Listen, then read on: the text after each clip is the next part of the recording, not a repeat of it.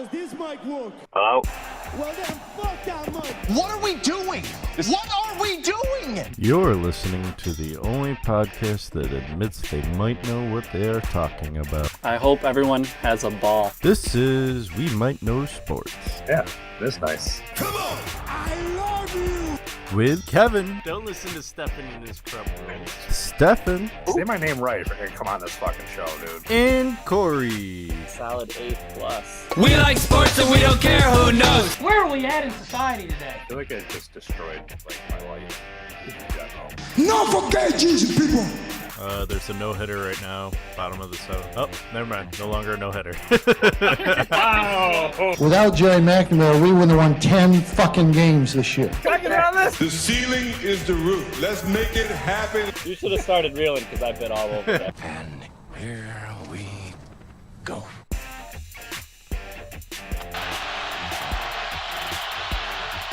Tagovailoa trying to make up for it. Fires to the end zone. Touchdown! Alabama wins!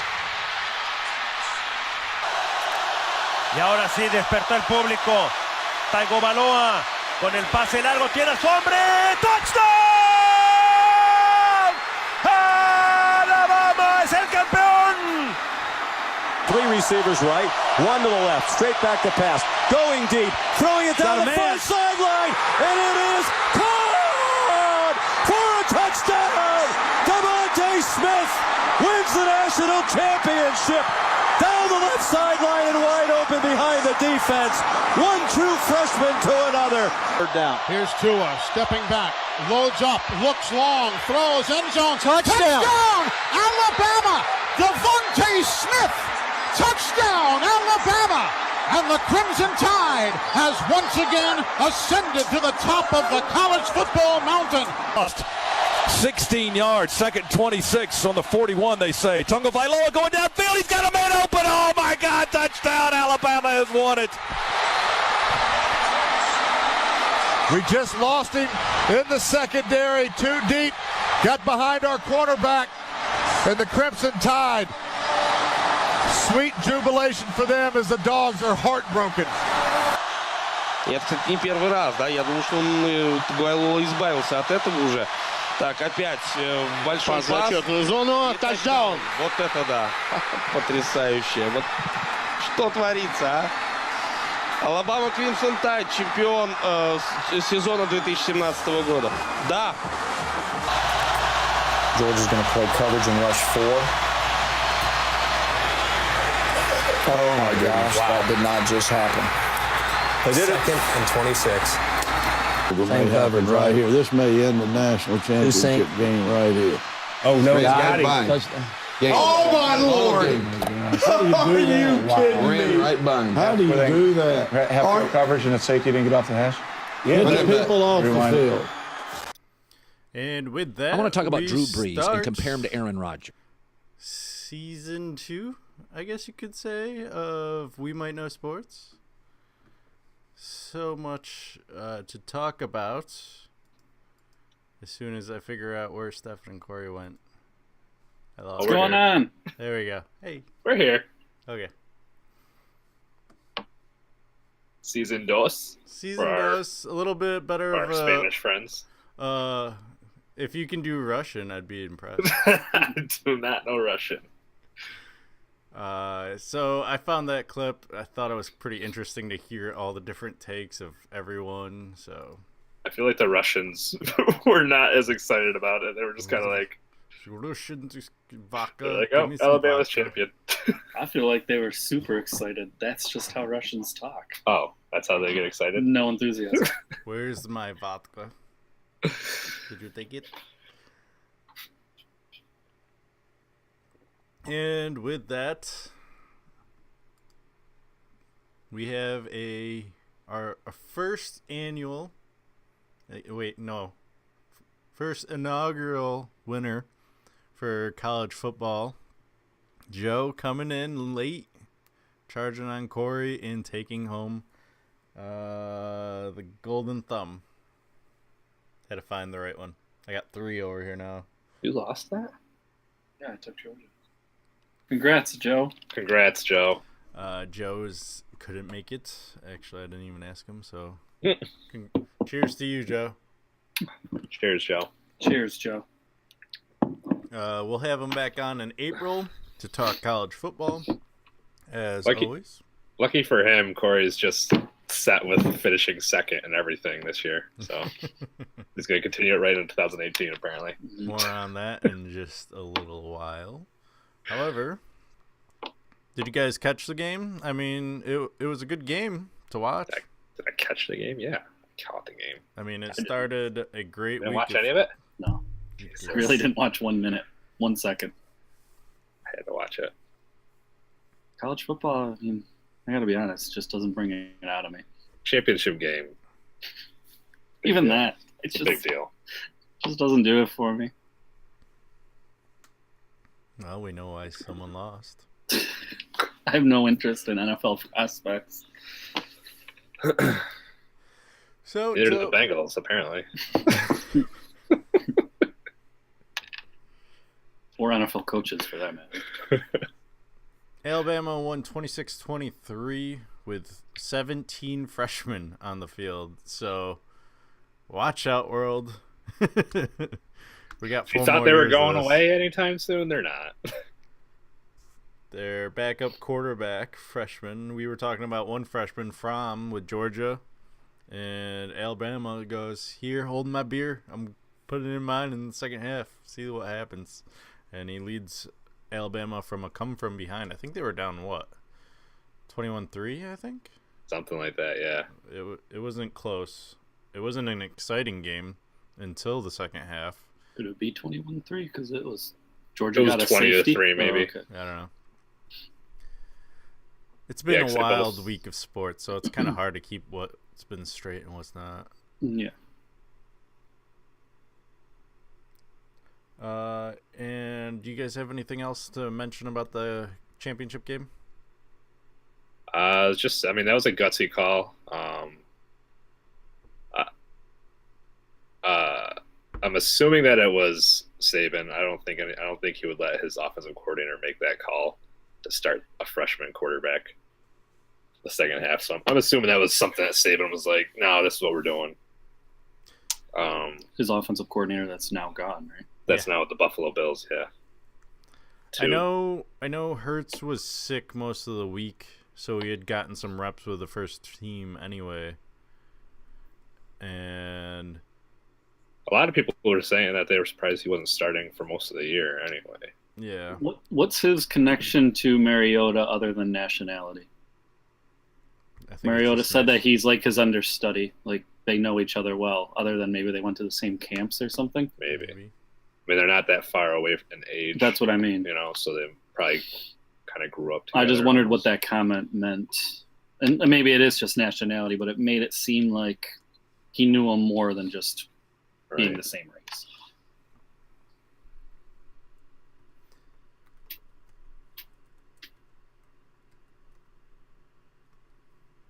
Definitely, I mean, Alabama's defense definitely that game was running away with it. Alabama came up big to let their offense have a chance to come back in the second half. What, Georgia just run all over Alabama? Because judging by Fromm's stats, he didn't do that well. Really? I mean, they didn't, like, Shell had 98. Their other running back was, I don't think he really did too much. Feels like so long ago already, this game. Yeah. It's like, It was a week ago. yeah. I mean, with this, the reason why I went with Georgia over Alabama was because of Hurts. I didn't think he had enough offensive firepower. So as soon as he came out, I was nervous about my pick. And obviously I didn't pick wisely. Hurts is like afraid to throw, basically, type mentality. And I don't think he makes these plays. A lot of the plays this quarterback was making, I don't even know how to pronounce his name. But we have at least two more years of it, so. I know his first name's Tua. I'm just going to call him Tua. Tua.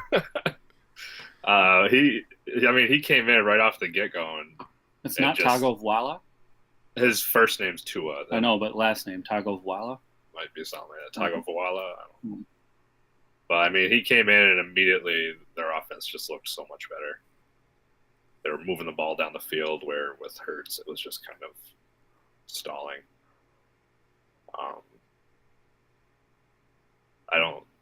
Hurts is back next year, right? Yeah, as of right now, rumors are saying that he might transfer. Yeah, because he knows he's not starting anymore. I mean, and to his credit, he was very supportive on that sideline. He was. Every positive play, he was out there. And that interview that they did to him after the game, like, that takes a pretty big person to just sit there and support your team and be happy with, even though you pretty much led them to this point, you didn't win the game for them. I think he just wanted that national championship. Right, I was going to say, at the same time, the whole reason you go to Alabama is to win a national championship. Yeah. Mission accomplished. But if you're telling me that if you spent the whole year starting as the quarterback, you were number one the whole year, and then at halftime they decide, you know what, you're not getting the job done, we got to make this change, and now you're sitting the bench, and then this guy comes out, wins the game. Now he's the guy. Now everybody loves him, and you're just kind of like. If I could wrap my head around the idea that I really was a detriment to my team, then yeah, I feel like. But he's also a kid. You're 30-something years old. Yeah. You got to put it in perspective. Like, these are kids. Like, it's hard. Like, people, I don't think everybody always puts that in perspective. Like, these are kids just out of high school. A few years out of high school. Would you have been able to be mature like that? Probably not. I mean, they've all been studs from where they came from, and to be able to. I was going to say, I mean, team sports, I was always a team player, but I was also never the superstar on my team. Right. Mm-hmm. I excel better at individual sports, so. So I believe last week we were talking about UCF claiming they were national champions. They gave their coaches bonuses. They are going to have a banner. They had a parade. A bunch of people raised some money and made a billboard for Alabama to demand a home-and-home series at least. And I think it's interesting and it would be cool to see, but by the time it actually happens, Alabama's schedule's already out. That's right. So they already have all their opponents. I think the earliest it could happen is 2020. And that's even pushing it. It'd be cool to see. Nobody would be on those teams, pretty much. Yeah. Like, you're looking at freshmen. Yeah. Which realistically, especially with Alabama, you go a couple years and their whole team's turned over by that point. Yeah. Because they're all getting drafted. No, it would be cool. It'll be interesting to see if UCF can carry on their success without, was it Scott Frost? Yeah. The new Nebraska quarterback or coach, sorry, not quarterback. So we'll see if they can continue on that success, and that would probably be a big factor. Is Nebraska really a better job than UCF at this point? He's played at Nebraska. You're telling me you're going from a conference where you have literally no chance to ever play in a national championship to go to a conference like the Big Ten where you can actually get into a national championship. You're telling me that's not a better job? A team that's won national championships in the past. Think... And where you can get better recruits. I don't know. I'd prefer winning. I don't think he's going to build Nebraska into a program. He probably won't, but and it's also, isn't it like his alma mater? Yeah, that's what he said. Yeah, so I mean that factors into it right there. But I mean that's always like been like the thing, like where I always wonder like when Mark Few is going to leave Gonzaga, and he's actually just like completely content with where he's at. He knows he's locked into a job, like he doesn't ever have to worry about getting fired. Well, after last year, what UCF just did, if they went undefeated again this year, you think the board makes the same mistake and goes, nah, let's leave them out of the top four again? I don't think there's any way they do that. I don't know who's on their schedule. Even if they're not playing any teams. I still think if they went undefeated, they wouldn't make the same mistake twice. No. I wouldn't be surprised. Because they factor they factor in so much into who you're playing. I know they didn't even have UCF in their top 5. They admitted Ohio State was first one out. So I get that, but you also have to remember they started outside the top 25, so it's not like if they started next year in the top 25, they might be able to work their way up into it a little easier. I just have a feeling if they went undefeated again, they'd be putting a lot of pressure on the board on their decision. But this is not even saying that like UCF was like so far and above and better than everybody in their conference, because they had a lot of close conference games. I think they battled Memphis tight, right? So like to do like go undefeated, like it's a great accomplishment. For them to do it again next year, not gonna happen. Like that's what I've always said. Like even like the years that Gonzaga sweeps through their conference, like it's kind of hard to different. It's a little different to compare them, but that's still tough to do. Like playing the same teams every year, they know they game plan for you every year. I think the recruiting differential is where the difference comes in. Yeah, I think it might be easier to attract people to Orlando than Nebraska. Well, I think and back in the early 90s, Nebraska was the powerhouse. So I think if he can entice young kids to bring that back, he may be able to get those kind of recruits. But like I said, it's still going to be hard. You have Urban Meyer up in Ohio State. I don't know the Penn State coach, but he seems to have turned Penn State back to a winning program. Wisconsin's always solid. Michigan. Iowa's always solid. Michigan State. I think it's going to be hard for him. I mean, only time will tell. Time will tell. Central Florida has North Carolina, Florida Atlantic, and Pittsburgh as their out-of-conference teams that they're going to have to face. So nothing that's going to pole vault them into the top 25 if they don't start in the top 25. So we might have another slow burn, but as Corey said, would they keep them out is the question. Who says you don't have 3 other teams that are undefeated? That's the thing. If you have 4 other teams that are undefeated and they're the 5th one, yeah, they're out. But you aren't going to have that. Even if you had 3 other teams in Alabama with 1 loss, you're throwing Alabama in there. Alabama is always getting in. I know. I thought it was rigged this year and they won the title too. You can't argue. When they go in there, they perform. Whether they should have been in there or not. Looking at Nebraska's schedule, they have Akron, Colorado, and Troy before they open up against Michigan and Big Ten.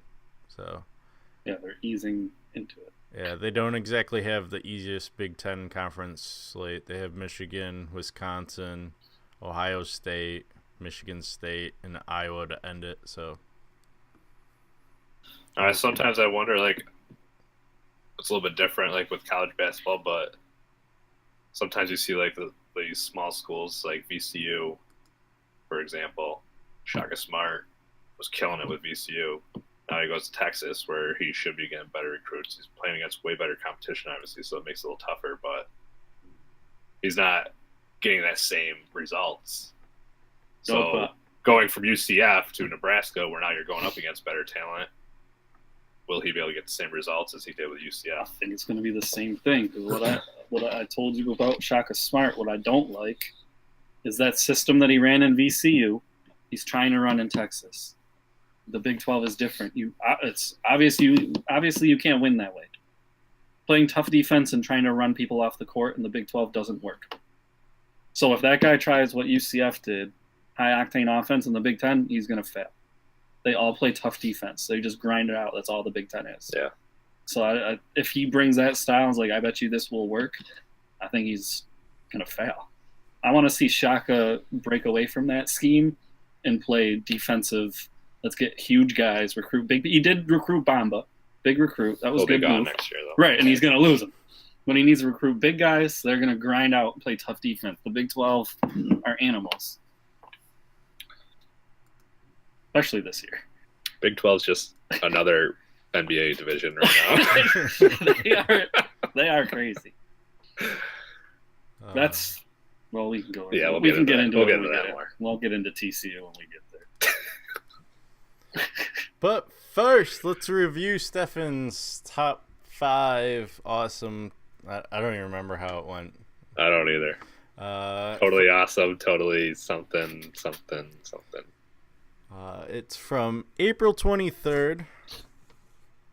And Stefan, we went over this before the show, but you were pretty close. You had Alabama, which won the title. There's your number one. So there you go. Called that one right. Called that one. Number 2 was UCS or USC. Excuse me. UCS. USC. Maybe I shouldn't have had this beer. Holy cow. They ended up 11-3 and in 12th place, so not too shabby. Their bowl game.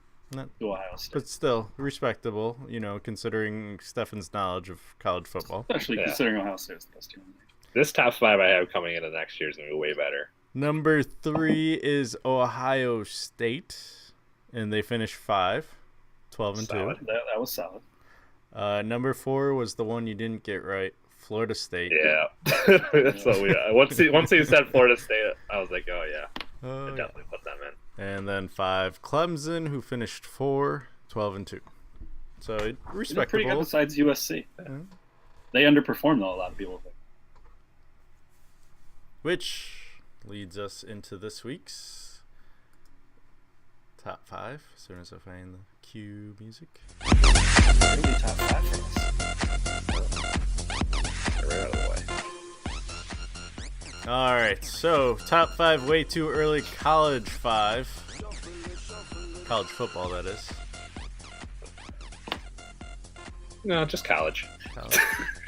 Top 5 colleges. All right, let's go. All right. Well, my alma mater, Onondaga Community College. I'm going with Yale. I think they surpassed Harvard and MIT.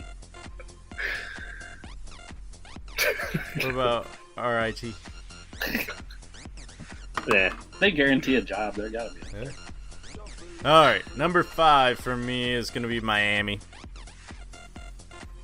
After this past season, I think the experience that they gained, they were a little young, a little anxious, so they kind of froze in some of the key games, and I just see them not repeating their mistakes and getting more wins. Are you keeping track of these so we can rip each other apart at the end of next season? Sure. Yeah, instead of just ripping apart mine. Well, you were the only one that did it, so. I know. I'm just saying. You didn't even rip it apart. You only got 1 wrong. Yeah. 2 wrong. That's pretty good. 2 wrong. Florida State, USC. It's like I just know shit. And you got the national champion. Got the national champion, right? That's all that matters. Not that it's a hard guess. Guess that every year you're right. Every other year, at least. 5 times in the last 9 years. At least every other year you're right. My number 5. I'm gonna throw in Wisconsin. They actually surprised me in their bowl game. I wasn't expecting them to win. I don't remember who they played. But they just surprised you. No, they did. I know I didn't pick them. I liked them all year, but I didn't pick them to. Only we had like a sheet. I know. I don't know if I was looking at it earlier. I don't feel like looking it up. But they played against Miami. I believe, yeah. Okay. So there. That's why I picked them. Cause he went Miami. I believe their quarterback is coming back. Maybe. Maybe not. Maybe the running back comes back. I don't know. But those 2 guys are back next year. They're definitely in my top 5. Well, they're in your top 5 anyways. They played a weaker schedule compared did? to Wisconsin. Wisconsin. Everybody was they were getting knocked out pretty much all year for their not really playing anybody, but they were undefeated for a while.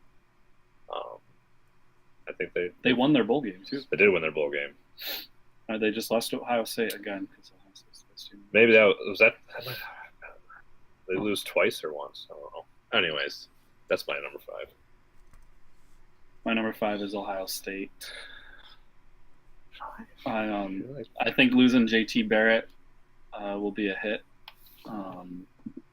but they still have a solid team. It'll just be having a young quarterback in there trying to figure things out. So I'm going to have them at number 5. All right.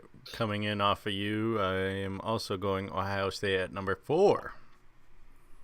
Because why not? They're always in the top 5, it seems like, lately with Urban Meyer.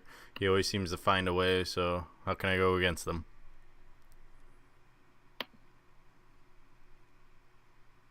Oh, is it on me now? Yeah. Wisconsin beat Miami. Okay, that was what they did. My number 4 have to be.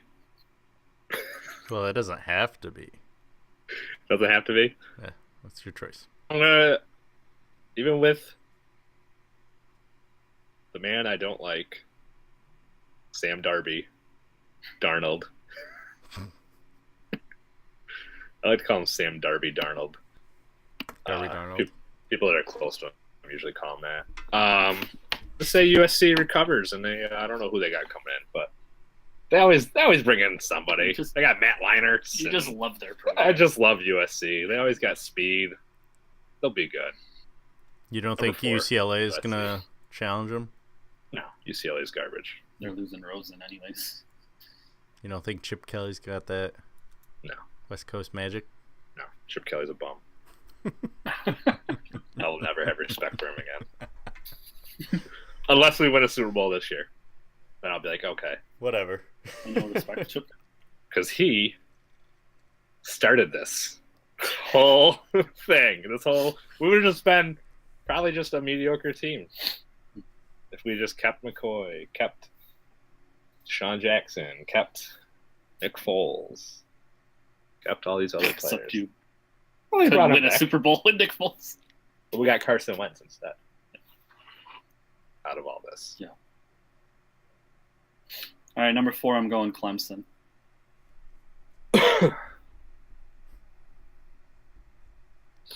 Don't want to elaborate. Just no. Just Clemson. Straight up Clemson. I think a lot of their players are coming back.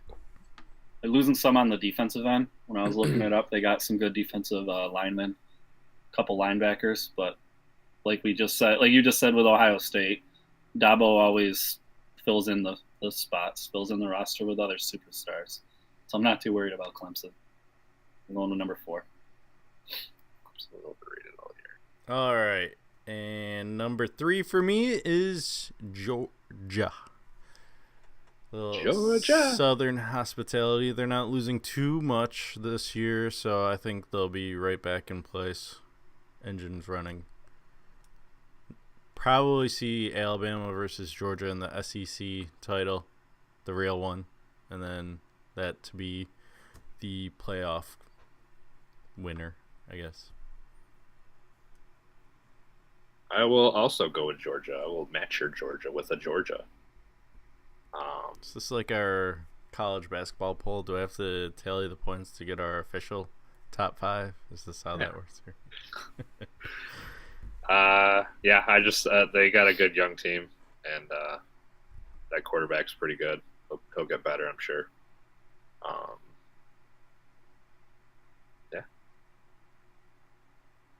Number 3, I'm going Notre Dame. They're losing 2 offensive linemen in the draft in the first round, which could be a huge hit. So this is my toss them. But if they can somehow fill those gaps, the rest of their team is coming back and they're really solid. Like you said with Miami, they're young. I feel like Notre Dame and Miami have a lot in common. Where you I can like where they're toss up going. a couple of these games, and I like where Notre Dame's headed. Like I said, if those linemen can't be replaced, they'll be in big trouble. But if they can be, they could be a top 5 team. number 2 for me is Clemson. I'm going Clemson because of everything just because you whisper doesn't mean I can't hear you.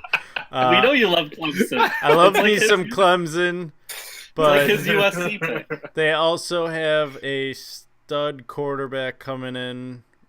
Granted, they have their returning freshman going to be sophomore, but a lot has been said about this freshman coming in. So possibly the new starter, possibly Alabama-esque. Number 2, Stefan. My number 2 will be the Urban Meyer-led Ohio State Buckeyes. they're due for an appearance, you think? They're due. Yeah. It's been a while since they've been in the championship game, I think. They've been like, in the conversation. Well, that one year they went For a undefeated, few but years. they were in the They They were were banned. Yeah. So they were probably the best team that year. They'll be in the conversation.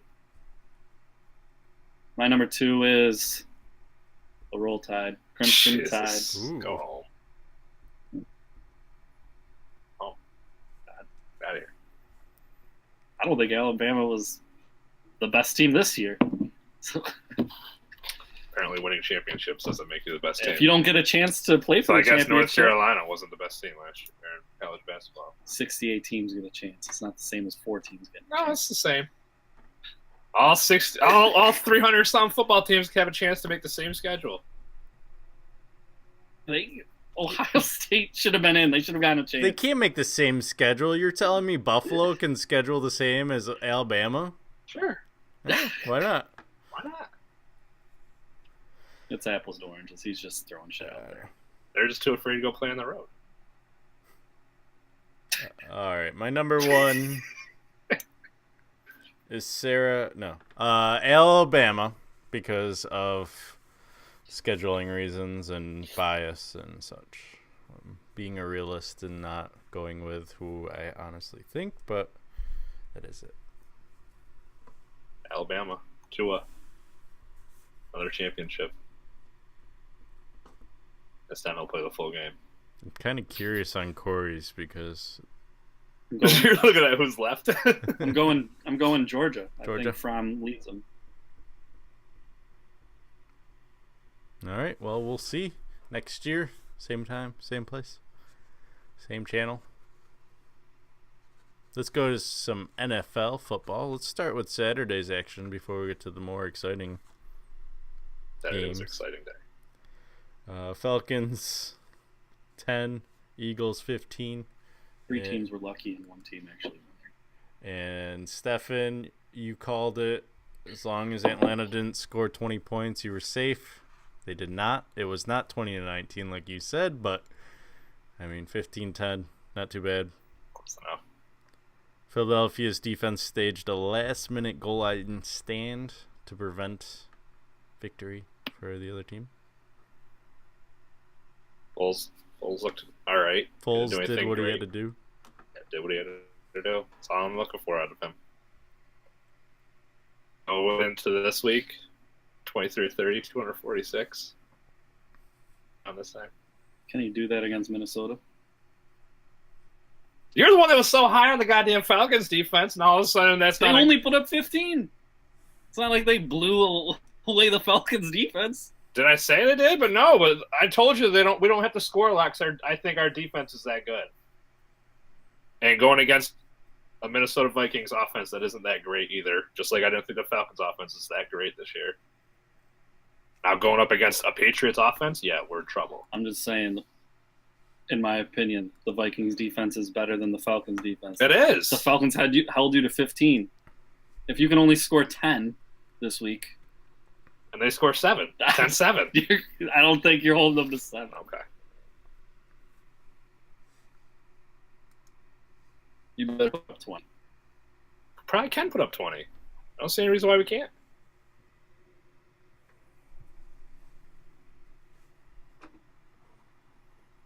Anything else about your Eagles? The defense did what I wanted them to do. And you go up against a team that doesn't have a great offense. Been inconsistent all year. I'm fine with that. Vikings have been putting up about 24 points a game. Yeah, we looked it up. Yeah. They're averaging right around that. So I said you better at least put up 20. But that, I mean, we'll see.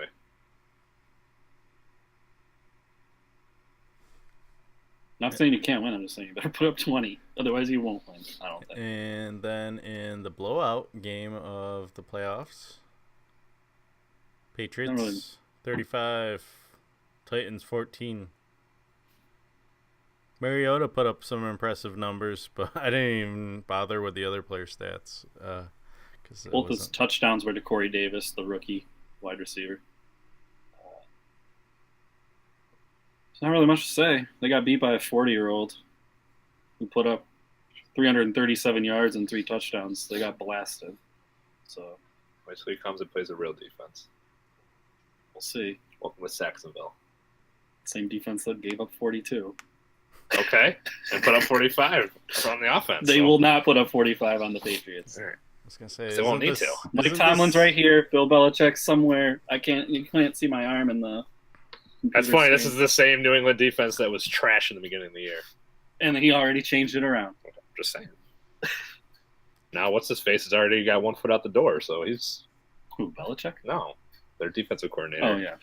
So he don't give a fuck. Yeah, he doesn't give a fuck about a Super Bowl. He's already out. He's like, you no know one what? wants it. I already got this job locked up. I'm out. There's no bonuses involved with Super Bowl wins. What are you talking about? He's already got a job locked up. Yeah, he's probably gonna fucking wipe his ass with that I actually bonus think- and go get paid. In all honesty, I actually think the Patriots-Jaguars game will be close. I'm not saying the Jaguars are going to win because I don't think they will, but I think it'll be close. Yeah. I don't think it's going to look like 35-14. That's for sure. It's also not going to look like 10-3. No. So I'm excited for that game. Speaking of Jaguars, 45-42 over the Steelers. Leonard Fournette, where have you been all season? Where were you during the regular season? He was there. 3 touchdowns. He had his moments. Last time he played, then he put up 180. He loves the Steelers defense. Yeah. Mm-hmm. And Blake Bortles managed. I'll go with that. It's 214 and 14 out of 26 is not great. And 1 touchdown. It's not like he blew them away. Roethlisberger didn't throw 5 interceptions, Corey. No, he threw 5 touchdowns instead.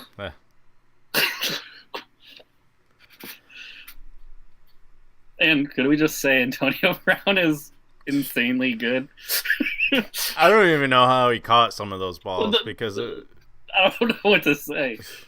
I just was shaking my head. I don't even know what to say. He's the best receiver. He was I don't care what you say about Hopkins. He's the best receiver. He was getting held with one arm and just made a one-hand touchdown grab. The other one was like a bullet and it just stuck. Yeah. He put his 2 hands. Boom. I was like, what just happened? He's just ridiculous. And then we have a little sound clip. Minnesota's Paul Allen with the final call of the Minnesota game. Whoops, that's still playing.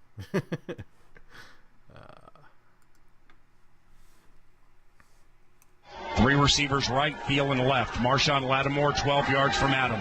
Case on a deep drop, steps up in the pocket. He'll fire to the right side, caught by Diggs. Stay up! Oh my God! 30! No 10! Touchdown! Are you kidding me? It's a Minneapolis miracle! Stephon Diggs and the Minnesota Vikings have walked up on the New Orleans Saints. It's a 61-yard Minneapolis miracle. Stephon Diggs with a amazing catch. I'm surprised he didn't fall over because he was bracing for impact. And how he almost fell over. And how that New Orleans player missed him. It was the worst play I've ever seen in NFL playoff history. The worst play or the best play? The worst. The worst play. What? Defensively. What? It was the worst play. Yeah. You didn't even have to try to make that. He tried to jump the ball. What are you even thinking? Oh, he didn't try to jump the ball. Yeah, if you see the pass goes over him, he jumps in front, he misses the ball. He goes in front of Diggs.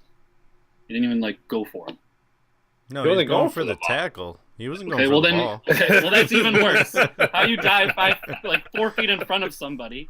Jimmy Johnson was saying that he was probably a little too early, and in order to avoid the pass interference, he ducked his head. Well, he didn't have to jump it. He All just he had had to was hang just out. stand there Yeah. and wait for him to come down. Yeah. That's why it's the worst play. You lost the game. And then it took another. And not only did he miss the tackle, he also took out the only other guy that could have possibly tackled him. Uh-huh. And can I propose a rule change for the NFL? Hey, if there's no way for the other team to win, why do we have to kick the extra point? or Vegas. kneel down. I don't care. For Vegas. Get rid of it. It's for Vegas. It's unneeded. You I'm know, sure and that's how you know that game wasn't fixed, because they took the knee instead of kicking the extra point. Which I'm cool with because we don't need kickers. It was You can get rid of them. It was pretty funny to see who the Saints sent out to defend the kneel. The punter. Yeah. Couple randoms. Like, at least they had the sportsmanship to go out and do it. You can see one of the guys just like walking. You have like other people like going out like a gentle jog, and the one guy's just like, "Why the fuck am I having to come out here right now?" Why did I say yes to this? Yeah. Which leads us to Pick'ems before I forget about him. And Stefan almost went perfect. Minnesota crushed his dreams. It's okay. I don't like being perfect anyway. Which leaves Corey with his one right, down 3. That's why I had to go the complete opposite. I know. Shooting I originally But you probably would. downtown. Corey is taking Patriots and Vikings, so am I, just because. I had the Eagles in there, and Yeah. then I went up and I was like, oh yeah, we are actually playing for something. Yeah. So I went up to check our standings. I was like, crap, better throw the Vikings in there. I'm going on a bit of a reach here because I'm going with the two teams that are not favored. Playing for this thumb. I gotta get a labeler. My handwriting's not too great on this one. So I'm riding the two teams that I've been loving all year. Yeah, this would be an all Stefan Bowl. Yeah. Oh God, I don't know this. 2 weeks of this. Oh. This would be perfect. It'd be a win-win situation. Yeah, I was gonna say, who does Stefan choose in this? Guess we'll have to wait and see. He chooses the Eagles, but if the Jags win, he'll be like, I'm okay with it. I'm okay with it. It doesn't bother me. Good job, Doug Marone. Yeah.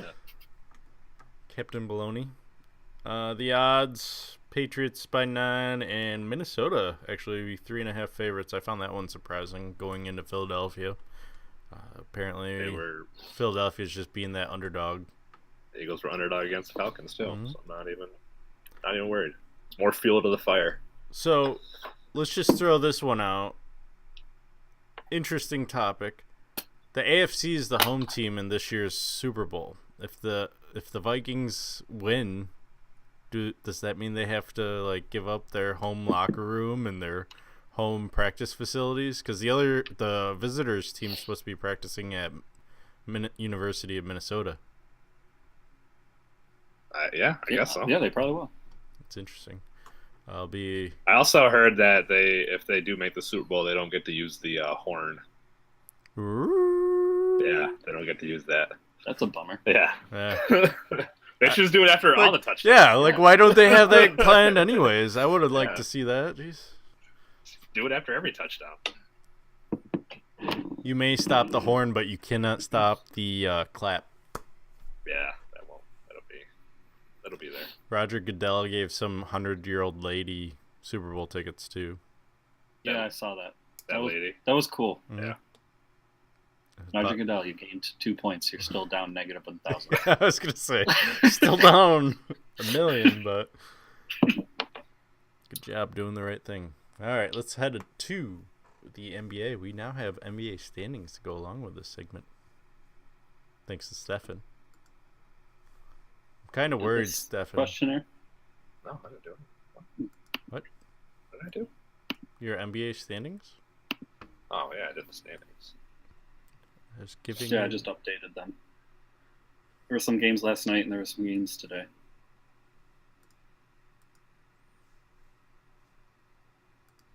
Go ahead and talk. It's your segment. Oh. I'm trying to get the standings up. I did the ones of last week. I'll let you go. Lead the way. They're not even his What are we- topics. Oh, they were your topics? Yeah, I was just throwing some talking points down. So Damian Lillard is a little upset with Chris Paul making a garbage time layup. It's kind of like an unspoken rule that when you're pretty much running out the clock. You just don't try to score. You don't do anything. So usually other players take offense to that. But I get, like, the counter argument was he was going to sit there and the clock was going to run out on him and he'd get the turnover. So should he just score it so that doesn't happen? Was that what he said? Was that what he said? Yeah. Chris Paul said Yeah. that. I don't know. He goes, why would I just sit there with the ball in my hand? We're still playing a game. It's up to you to stop me. Yeah. I personally don't get offended by it. Yeah. I mean, it is what it is. Like, I'm usually more pissed at myself. I get both ways, but afterwards, Damian Lillard thinks Chris Paul is like an egomaniac, and like he would rather have those 2 points than take the turnover on his stat sheet. So, and Damian's point is, who cares? Who cares? I mean, but I probably wouldn't have driven. I would just thrown up a 3 or something. Like, I would give it up. Just give it to someone who doesn't ever score. could have done that too. But I also, Damian's reaction was surprising. He's kind of a mild-mannered guy. It's Dame Dollar, though. Do you think Dame Dollar came out a little bit out of him? I think Dame Dollar came out a little Because bit. he took a ball swipe. He wasn't happy. He was not happy. And Chris Paul was even kind of like, what the Yeah, he seemed kind of surprised. Like, what do you mean? What are you talking about right now? I think for 2 reasons. One, he didn't see anything wrong, and 2, Lillard really never gets that. Yeah. But Dame Dollar, he's got his little mojo back because his album's doing well. Dame Dollar. That's interesting. Well, NBA Commissioner Adam Silver said President Donald Trump has vulgar comments about immigration and the 50th anniversary of Martin Luther King Jr.'s death are impetus to continue pushing forward toward impacting social injustice. So let Kevin talk about this. We know you love Trump. Yes, very true. I just like that the commissioner was actually speaking out against the president, because that's how things are changed. If you stay silent, nothing's gonna change. And I appreciated hearing something other than silence from the sports world about this topic, especially considering a lot of the NBA is foreign players now. Well, I would say it's a big deal because it's a white male in a position of power going against another one. Yeah. He didn't concede to what's expected of him, and this isn't the first time. Mm-hmm. When the gay rights stuff happened in Charlotte in the All-Star game, they chose to move that when gays weren't allowed to use the bathrooms or whatever it was. Adam Silver said, if you're going to continue with that rule, I will take the All-Star game out of there. And they tried to call his bluff, and he moved it. So I like Adam Silver a lot. Yeah. I think he's a really intelligent guy. I think he's a players first kind of commissioner, which is great. So that's all I got to say on Adam. Seems like a good guy. I think he's doing a really good job. If you look at where the NBA is right now, it was some of David Stern, but Adam Silver has like the face of the NBA as really clean cut guys. If you look at LeBron James, Steph Curry, they never get in trouble. They're always good. They're good ambassadors for the sport. Even James Harden, he's got some good people. He seems to have taken out the bad eggs, or at least he's able to muffle them if there is some. Yeah, you don't really see hear too much about. It got bad for a little while in the NBA, like and the whole Malice in the Palace thing. Yeah. And, well, and that whole Allen Iverson, David Stern wasn't really sure how to control it. I didn't think, though, that was the right answer. I would have been interested to see what Adam Silver chose to do if you had someone, when at that time you were allowed to wear street clothes, someone who you thought was dressing like a thug, so you banned that. I don't know if that's really the right move. I don't know if you can tell them what to wear, but you can now. But now it seems like Adam Silver is allowing them to, again, dress how they want because they're wearing some outlandish clothes, but it's not like a street image. Yeah. So that's what I mean. Like, he's done a good job to allow them some wiggle room, but still maintaining a good product and a clean product. I think he's an excellent commissioner. And he's consistent on punishments too. That's another big thing. I won't even get in on Goodell, and even Stern's punishments were all over the place. So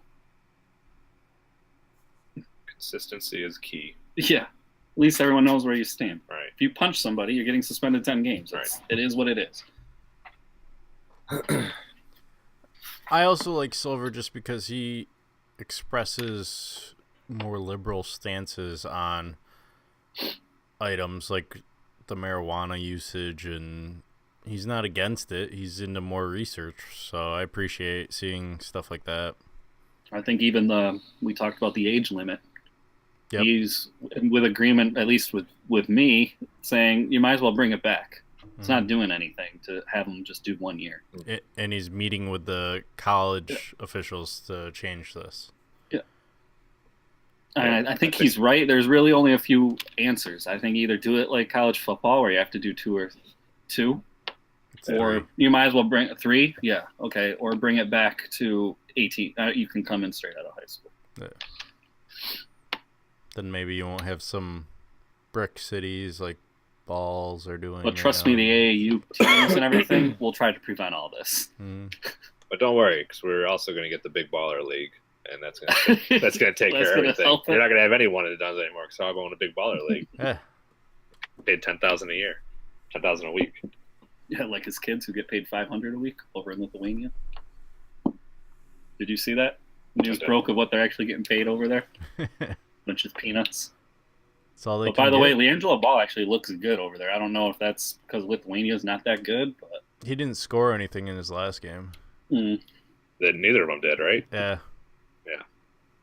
So first game he put up 19. I was actually impressed. They might only be getting paid $500, but I bet that LeVar is getting a chunk of money from the league just for all the publicity that he's bringing with them.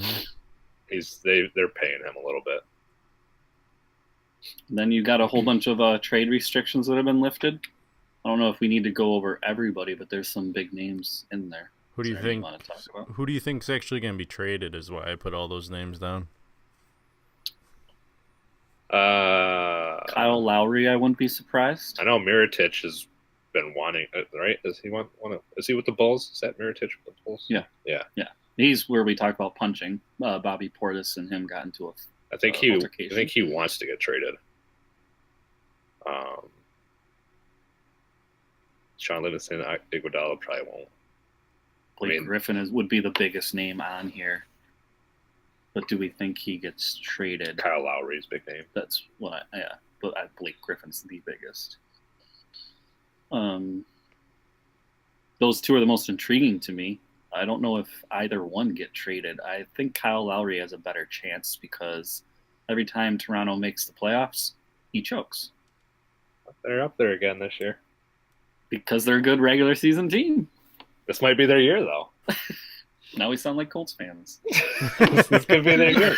It's a down year for LeBron in Cleveland. Oh, it is. Maybe it's their chance. That's what Peyton Manning had to say every year. Tom Brady doesn't look that good this year. We can win. He did get through one time, though. Twice. It's also what some Eagles fans used to say all the time. It could be our year. Not some of the time, all the time. Well, speaking of, you mentioned it being a down year for Cleveland. What do we think about them being blown out lately? And then I saw they've lost 7 of 9 since Christmas. Not only did they get blown out by Minnesota, and then got blown out by, was it Boston? It was another good team, but they obliterated them. And then they have a 22-point lead going into the fourth quarter against Indiana and blow it. With a 22-0 run. What is going on in Cleveland? I don't know. LeBron just needs, if he wants to salvage a season. I mean, regardless, like they know. I mean, he seems to always know. It's just I feel like we talked a little bit about this last. Because right now they're what, 4 or 5? They're 3, aren't they? Are they 3? I think only Boston and Toronto are ahead of them. Oh yeah, Miami's coming up. Yeah, well, if you want to talk about Miami, go ahead, because I can't figure that out. No, they just lost Deion Waiters too, so I'm not even worried about Miami. No, they have. I don't know if Isaiah Thomas is still on limited minutes or if they've got Limited. It free was reign of him. Toronto and Minnesota. Okay, Toronto was the other team that blew him out. Yeah, knew it was a good team. I don't know what's going on. I know that Isaiah Thomas had one game where he didn't make any of his shots. So maybe he's a little rusty. Mm-hmm. So maybe it's not going to be exactly a great year to figure out how well they could play together unless they get it going at some point. Are you surprised that Boston's only one game worse than Golden State this year? Without Gordon Hayward, yes. Yeah. With Gordon Hayward, I would not have been surprised. But once Gordon Hayward went down, I didn't know what to expect because they basically brought in a brand new team, and I had no idea what to expect. But I think Kyrie, I don't think he was mature enough to handle being the star guy before LeBron. And then I think playing with LeBron, he was able to kind of grow up, and now he gets it. Has he surpassed your expectations of what you thought he would be? Yeah. I didn't think he could. Just from my from seeing him with Cleveland by himself, I didn't think he had enough. Mm-hmm. I didn't think he'd be able to carry a team on his own. Not that he's really carrying it on his own, but he's obviously the star player on Boston right now. They've obviously got some really talented young players. So that's been a big thing for him too, is their young players are playing really well. What do you think, Kevin? You saw some of Portland. How are they going to fare in the West? Honestly, it depends on what team shows up. They were kind of lacking early on. They also didn't have Lillard, so right. You got to factor that in. But they are definitely not a complete package just yet. And I feel like what I saw, I can't really describe too much of if it was more or less Philadelphia's collapse or Portland's comeback. Trying to think of the big guy's name, but they relied a lot on their big guy. So in Portland, yeah, I can't remember his name. It's like Nikolic or something. Yeah.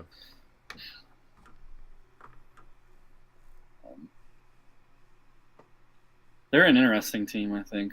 I think they're loving being the 7th seed because they have to play Golden State every single year, it seems, in the first round. And if they could get a year where they don't have to play them, I think they'd be happy with that. Even though Houston is really good this year, I think they'd still be happy not having to see Golden State first. Because they always seem to take a game out of Golden State. Yeah. So I think deep down they think if we play anyone else, we may be able to win a series.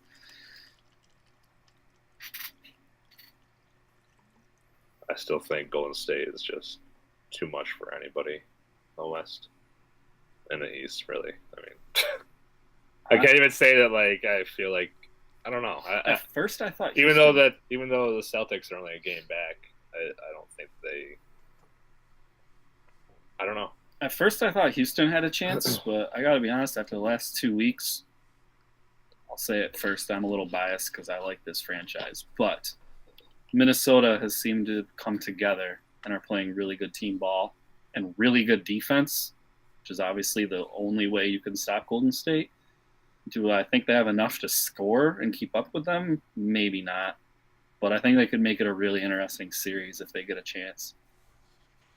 So I don't know if Golden State would just roll through them. Maybe the inexperience in Minnesota would show up, but I'm kind of hoping that Jimmy Butler's leadership would stop a total collapse.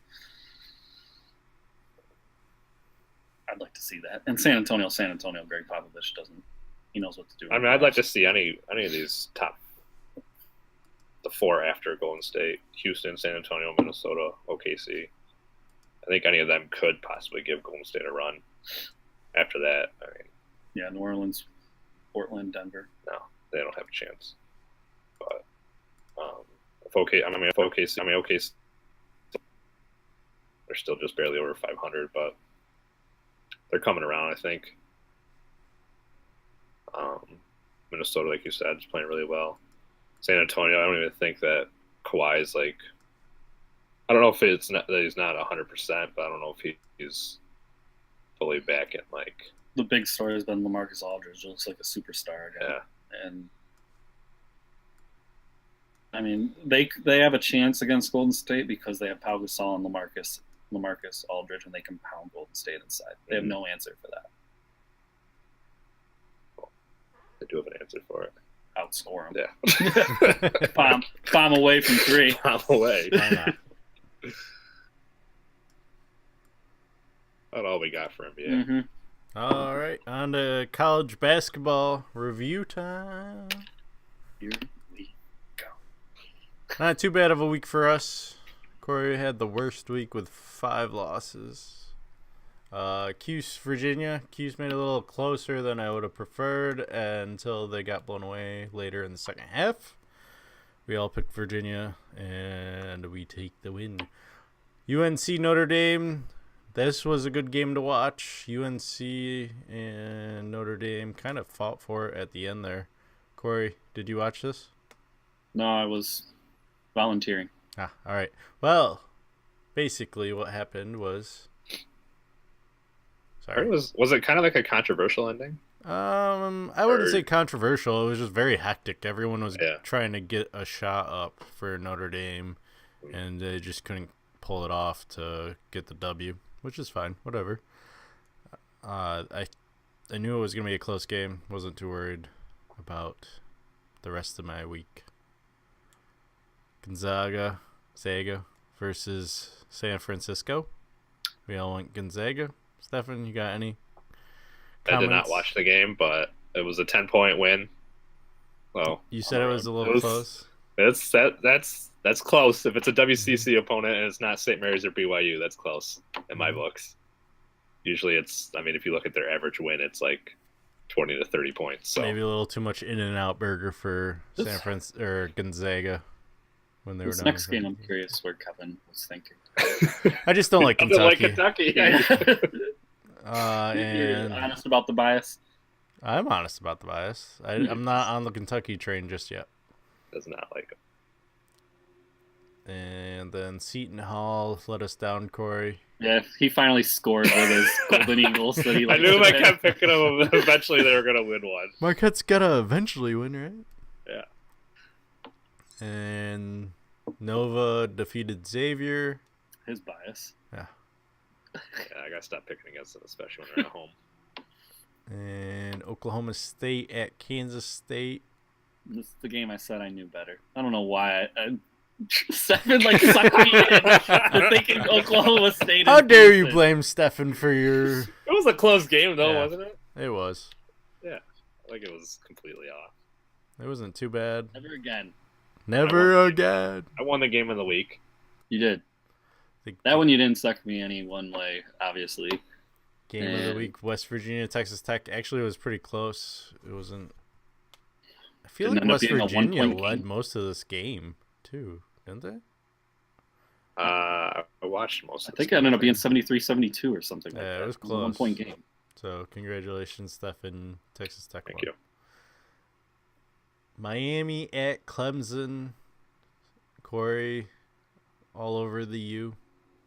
Let them down. Yeah. Auburn. Still high on the U for next week, too. You're a big U fan. It's more or less because of all going the same way. You're the second one to make Go the ahead, picks. Kevin. This is really who he's high on, though. Auburn at Mississippi State. Bulldogs let you down. They made me look smart for a half. Yeah. For a half, yeah. They're up like 11 at half, and they just lost it. And Auburn just... And then this one makes Corey and I smart. Wichita State at Tulsa. What were you thinking with this game? They only lost by 3, first off, so back the fuck up.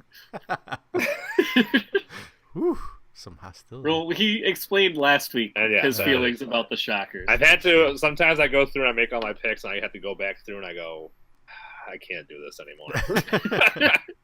So there's been times where I pick against Wichita, and I'm just like, I gotta stop.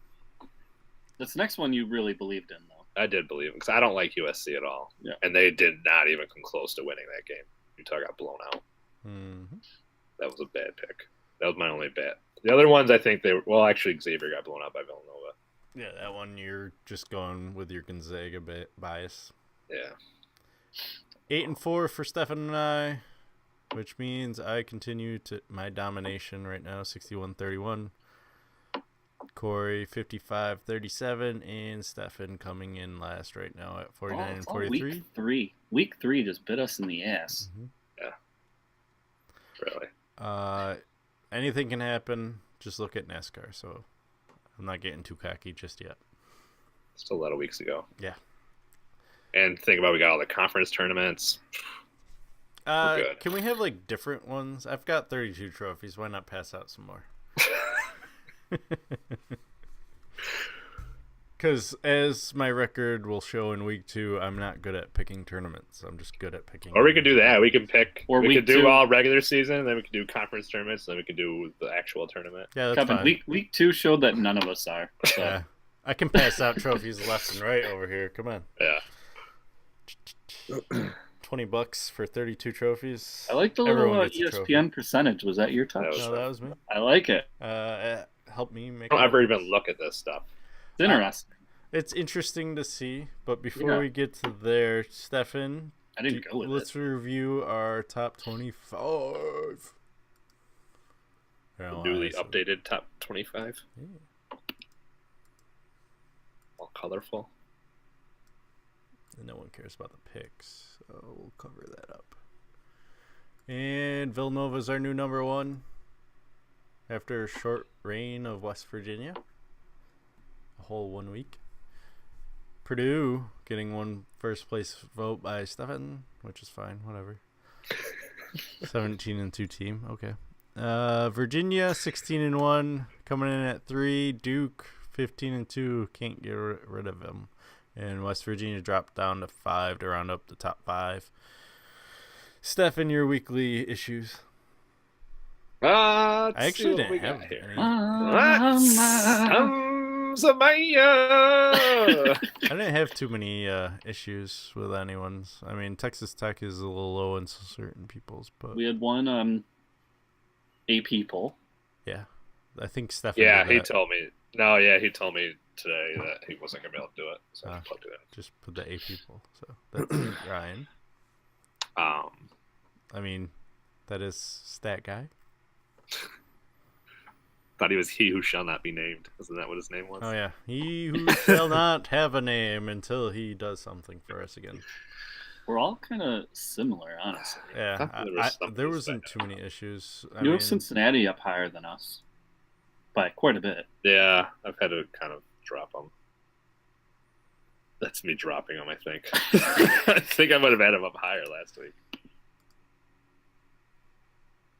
Yeah, I had him up one spot. They didn't even lose this week, but I dropped him anyway. Who was it? Somebody moved up in yours and they lost. Everyone lost.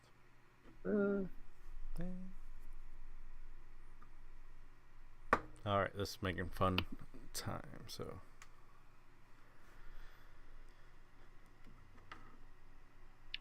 I moved Gonzaga up. I'm surprised you're not giving me an applause. I have them higher than you. No, I did too, actually. You've been having them higher than me. No, I didn't have them higher last week.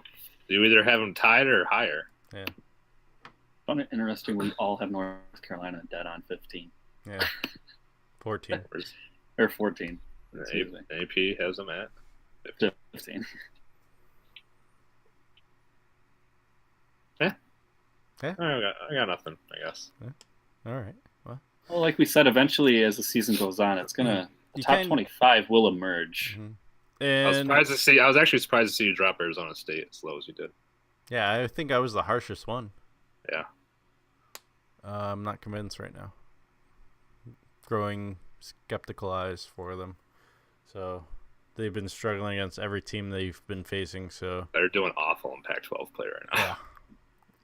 Which either means Pac-12 is amazing, which we all know is not true. Do we know? Pac-12 was good last year in the tournament. We saw them play against other conferences. It's not going to end well in the NCAA tournament for them. Needless until to say. Arizona holds up the trophy. I don't know. They struggled against Oregon State, I'm half joking. Okay. That's why I was getting defensive, because I know you're kind of on their D. I do, but I'm not about to call them the national champ. All right, Stefan, are we going to your bracketology? If you'd like to. I don't care. You did a lot of work. I feel like you. Yeah, you might as well show off your work. So start in the East region. In the East region, put Villanova as my number 1 overall seed. Even though I don't have them in my top 25 as number 1 overall team, I think at the end of the day, that doesn't necessarily make them number 1 overall. It just means no. I know that happens in top 25 all the time. I mean, there's been years where Gonzaga was ranked number 1 and going into the tournament, and I was like, they're probably not going to get the number 1 overall seed because they don't play anybody in the conference tournament, whereas other people are playing top talent. Which they proved that one year by losing to Wichita State in the second round. Somehow this wasn't even intentional, but I have like 3 out of the 4 play-in games in the East region. I don't know how it happened, but that's how it worked out apparently. That's how it's going to happen. We'll see. Have faith. I got West Virginia as a 2 seed, Cincinnati as a 3, and North Carolina as a 4. I mean, after that, it kind of just is what it is. I mean, I just kind of basically I was just going through and ranking everybody. I was looking at RPIs and everything, and you think Missouri gets in, huh? I think so. They have a good RPI right now. And Florida? Florida, yeah. So I actually went and double checked with Lenardi's after, not while I was filling it out. This was after I filled it out. And so if you go down and look below it, you can see how many of each seed I actually got right. You got all the number 1s right? All the number 1s right and all the number 2s right. Then I got all the 16 seeds right. It's where it's in the middle is where it starts getting like tough. It's like, and like a lot of like teams that have like just like a seed off, like one way or the other. You think Washington's good enough to be one of the last 4 in? They're close to being out. No Cuse, huh? Cuse was in. Oh, Cuse yeah, they were in until Saturday. At a 10 seed. You haven't gotten to the other part, so I'll let you finish here.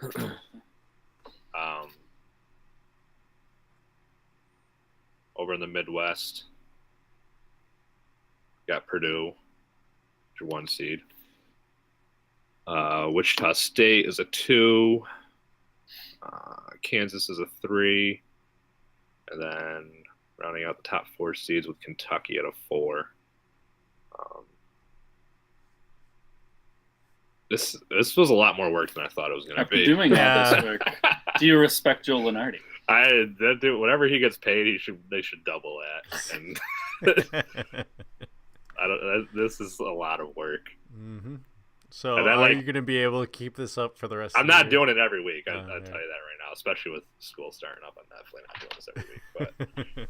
But it's kind of nice to have something to go off of now. So, I mean, I can just kind of plug him in as it goes, as teams play worse. I'm probably going to do, I think I'm going to do one in February, like a month from now.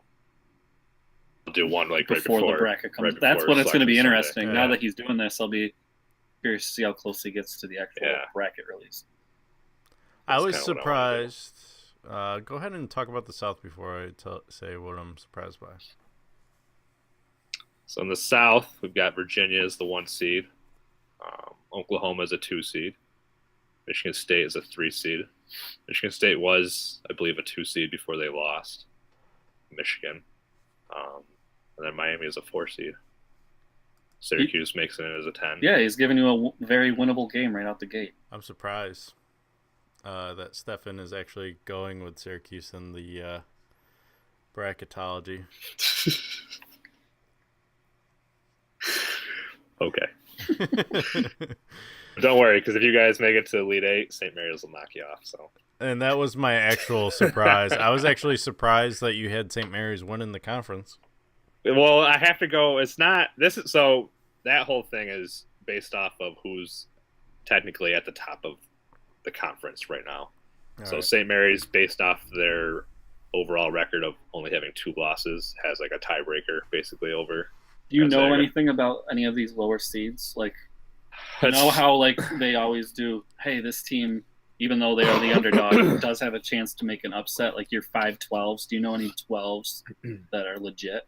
Tough question. I know. I think this New Mexico State team is legit. I think that Raging Cajun team might be the Lobos. Decent too. Yeah, they're a third team. Didn't they beat Cal? Wasn't I? No, New Mexico State beat Miami in that tournament over in Hawaii. Yeah, but wasn't I high on Louisiana Lafayette off of one of the tournament games? They beat. You said Cal. Does that? I don't think it was Cal. It was in one of those it was in that tournament with like Wyoming. I mean, I think they beat Iowa or something. If Providence beats Washington, that's an interesting 12. Yeah, that would be interesting. Because it would be Providence. Well, maybe Providence Seton Hall, which would be really interesting. I actually, compared to what Lenardi had, I had Gonzaga ranked high. And he's got him at a 6 seed right now. I have him at a 5 seed.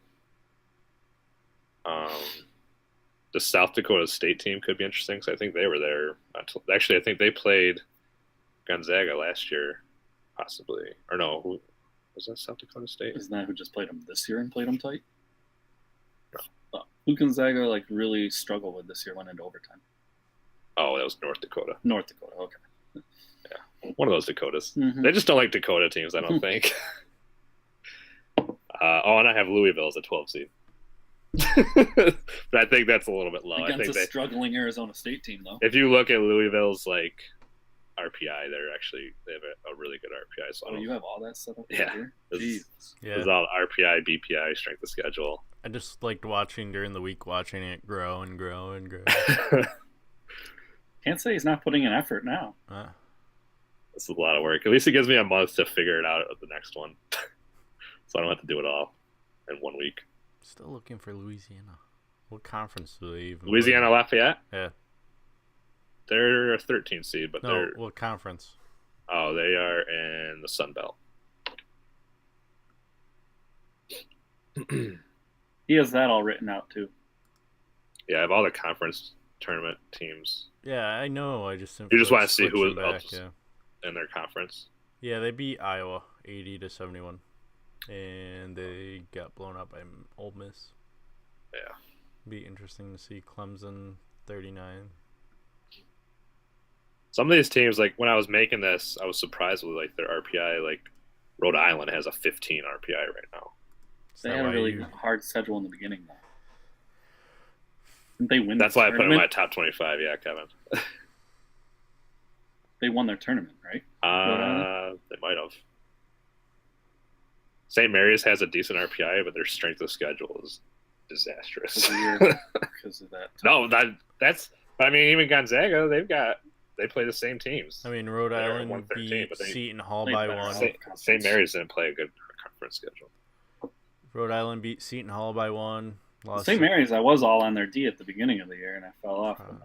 Now you're kind of telling me I should probably ride it back. They're not a bad team. All right. They'll probably have to at least make it to the championship game and probably only lose to Gonzaga.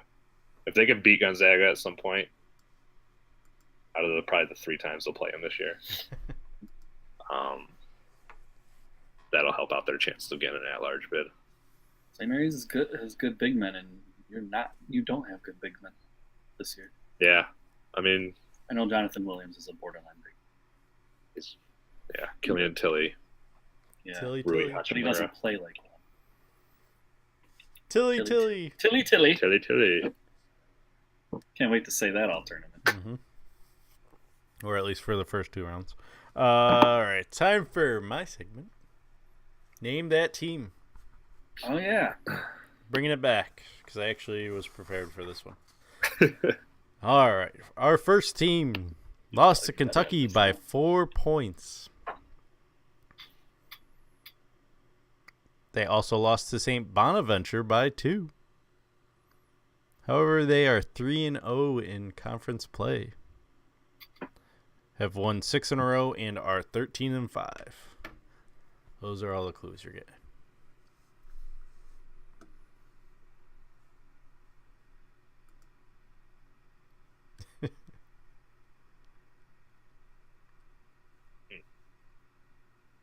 Nevada. Wrong. I don't know. I'm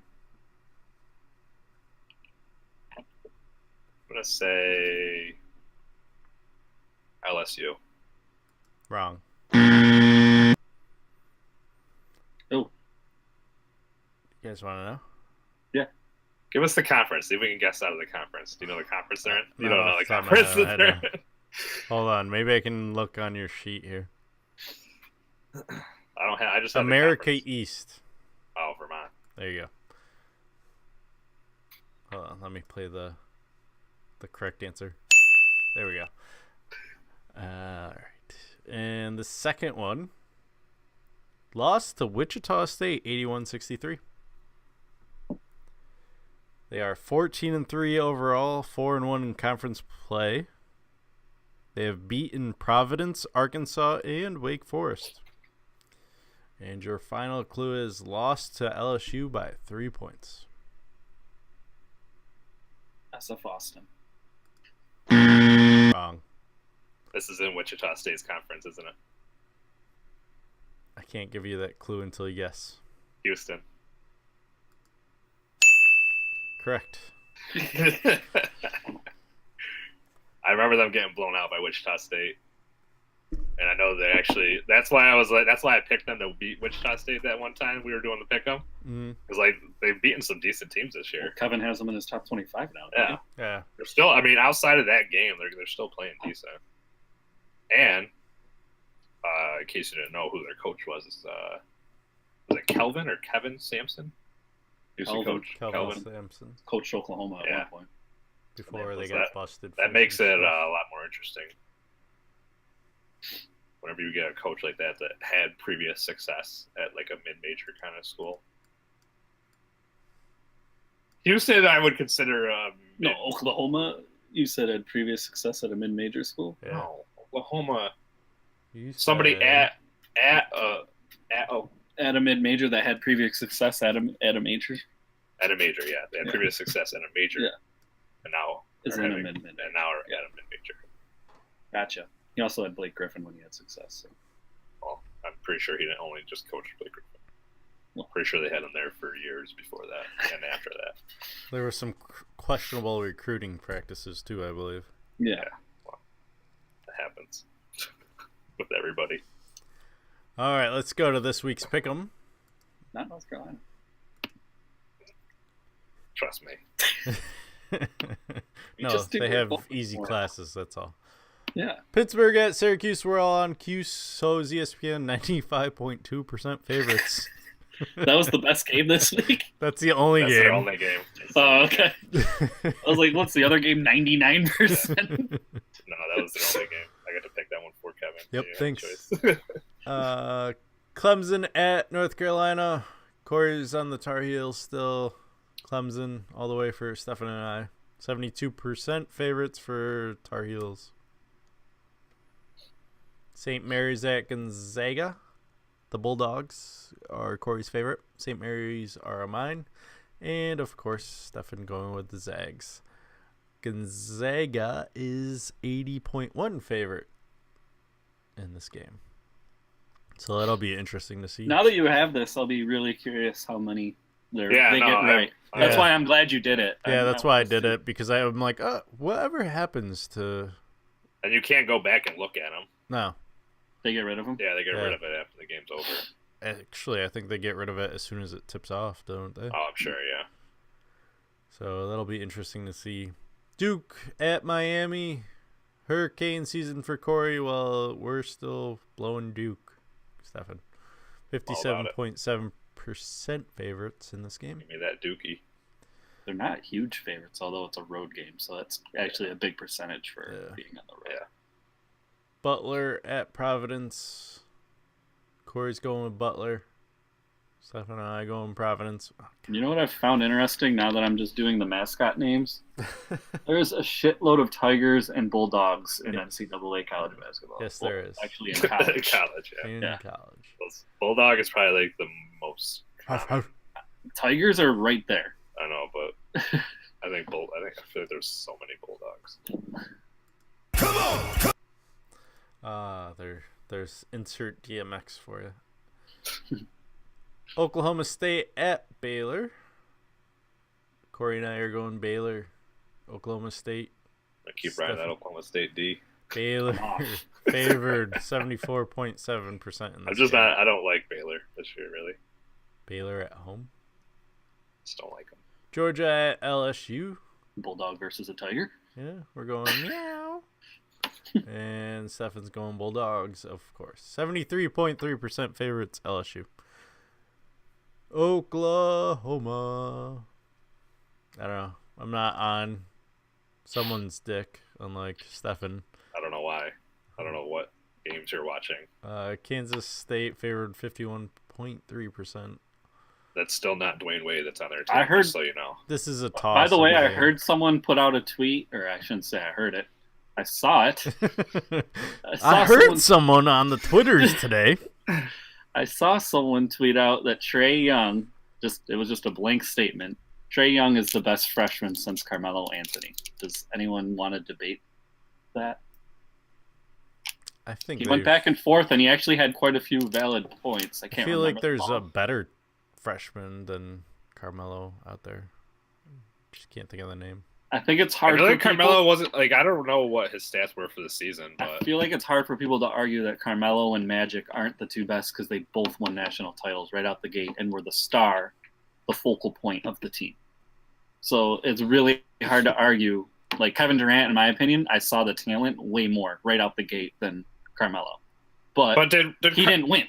I feel like Carmelo did. Like, yeah, he might have shown up. I don't even know when he I don't know what his, like I said, I don't know what his stats were for the season. I don't know if he just, everybody caught on when he got into the tournament and then like he balled out in the tournament or how it happened. But he didn't show up in every game in the tournament. I'm sure we could look it up. There's the internet. But he also had a lot of older players around him. You can debate. It wasn't an older player team though. It was a very young team. They only had one senior. They had Warwick. He was a sophomore at the time. They had Queth Dwaney, right? He was the lone senior. Yep. GMAC, Queth Dwaney, fourth. GMAC was a freshman. Warwick.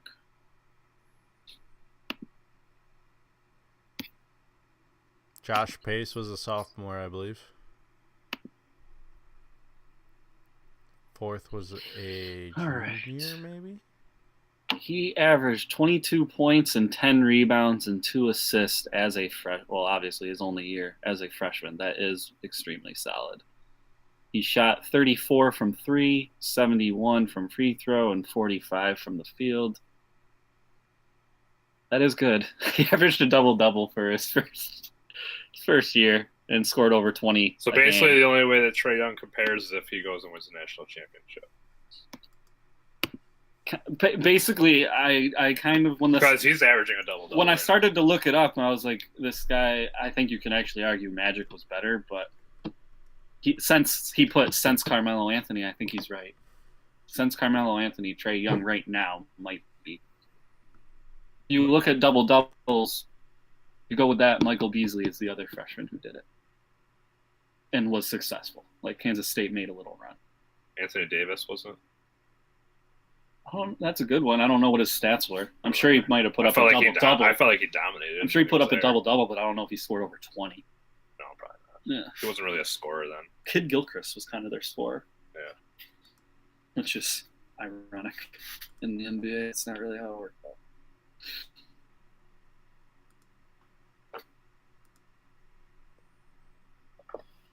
I don't know. I thought it was a good talking point. It was a good just blank statement to throw out there and get people chatting.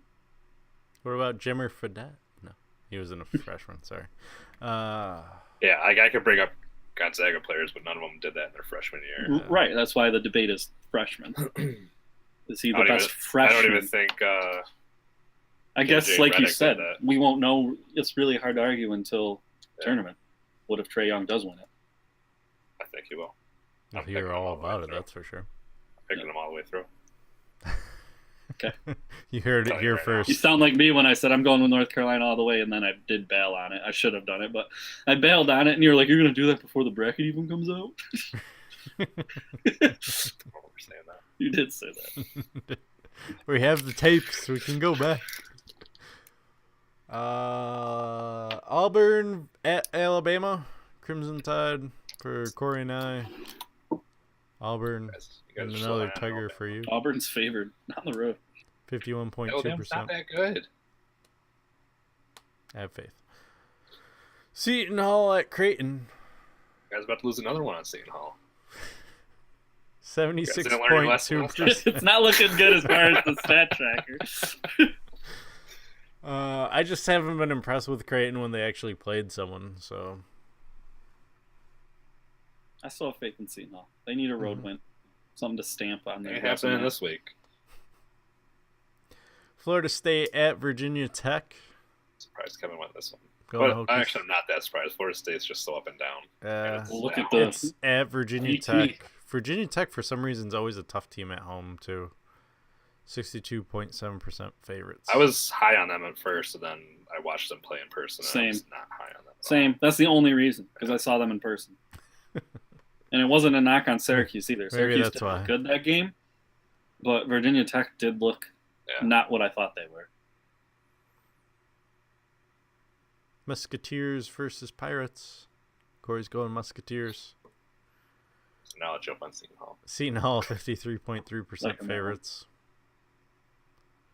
Now we're jumping on Creighton because they're going to beat Providence. Creighton favored 58.8 in this game. Damn, I picked Providence twice this week. All on Providence. All in on Providence. TCU at Kansas State. I'm off that KSU bandwagon and on back to the Horned Frogs. You've been coming from the guy that hates the Horned Frogs. Mm-hmm. Maybe you should change your pick now, Stefan. Nope. Locked it in. Florida at Kentucky. This is always a good rivalry game. I actually changed this one before we. I was gonna say, I kind of felt you were going to. I started looking through and I was picking way too many road games again. And I was like, I can't do that. That always backfires. I feel like as we're going through mine, I did. That could be a big mistake. That's tough. I feel like you try basing it off of just like who has the better team, right? But then you have to factor in like in college basketball, home court matters a big deal. It does. I'm still not buying Kentucky. Yeah, we know you'll never pick Kentucky unless it was like Kentucky versus I don't even know. Iona. Gonzaga. Miami at NC State. Hurricanes are blowing through the Wolf. All in on the Hurricanes. They're winning the whole thing. Oh, you need to see the bracket. See that lost to New Mexico State. What are we making our game of the week, folks? It's gonna be in the tournament. Yeah, they are gonna be in the tournament. You're right. Game of the week is. Oh, what one is it? Are we picking as a whole or? I like Florida. Don't everyone Kentucky. jump at once. I like Florida at Kentucky. I mean, mine's biased, but I like Oklahoma. I like Kansas St. Mary's State. at Gonzaga. Oh, that one is a big one. Yeah, let's make it that one. Why not? All right. Gets the gold star. Listen, it's the first time we haven't all picked Gonzaga in a while. Yeah. Since the last time I called that we're gonna lose. Yeah. Fuck you. Just saying. All right. Just saying. Just saying. This is the same guy that picked BYU over St. Mary's. Who, me? Him. You both did. Yeah, I thought I did too. On to MMA. And before we get to last night's fights, news came out last week that Big John McCarthy is stepping away from refereeing MMA. to focus on his Bellator MMA commentating gig. So it'll be nice to see him along Mike Goldberg ringside. So it'll be interesting to hear his point of view. I'm kind of actually looking forward to it. I think they have enough solid refs right now that I'm not too worried about bad decisions. Sorry, just trying to pull up the UFC card from last night. And Corey, I didn't remember your pick. I know you picked against Van Zandt, but how did you do it? I picked Uriah Hall, which we know what happened there. And then I picked, I think I picked that Choi, or however you pronounce it. Yeah. Dukum Choi. You also picked Clark, though. And she won by decision. Yes, I did pick Clark because kind of what, I mean, I can't foresee a broken arm, but I don't think Paige is what she's hyped to be. She is tough as nails, though. Broke Yes, her arm is. in the first round. Not to mention that arm was in a clinch for most of the second round. So the fact that she was able to deal with that and continue fighting. I was watching Joe Rogan's Fight Companion along with the fights, and in the third round, all you saw was her going to the kicks, and we didn't know about the broken arm yet. And all you hear is Joe going, "Man, why is she so addicted to that kicking?" And like, eventually she's just going to get knocked out. Why isn't she throwing some punches and her jabs in there? And then one of the people will go, "Paige broke her arm." And he goes, "Oh, well, that explains everything." Now, so it's her first fight in 125, so it's going to be interesting to see what happens after the broken arm heals. She's going to be out for at least a year probably. But she's young and tough and easy to market. Uriah Hall versus Vitor Belfort didn't happen.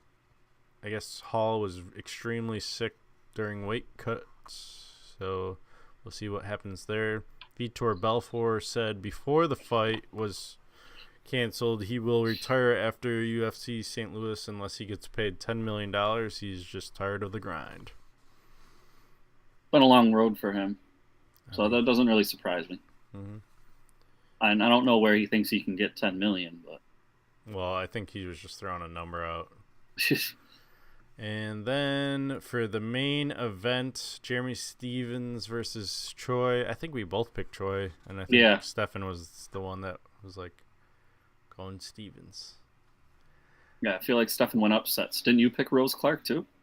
No, I picked Van Zandt. No, I mean Stefan. Oh. Did I even pick the other ones? I thought you picked upsets. I think you were protesting because I accidentally skipped you. Yeah. You were that's super right. That's quiet. right. That's right. Corey and I got deep into discussions. Yeah, I only picked the one because that's the only one you asked me about. Stevens came out swinging. I'm impressed by Stevens. He throws nothing but haymakers, and he doesn't look gassed at all. You said you saw that fight? I did see that fight. Were you impressed? I was very impressed. They were both going at it. I mean, neither one of them was really backing down from the other. I mean, Choi, when he got hit a few times there in the second round, he kind of started pretty much just trying to make it through the round at that point, but Stevens was just too much and just kept attacking. Mm-hmm.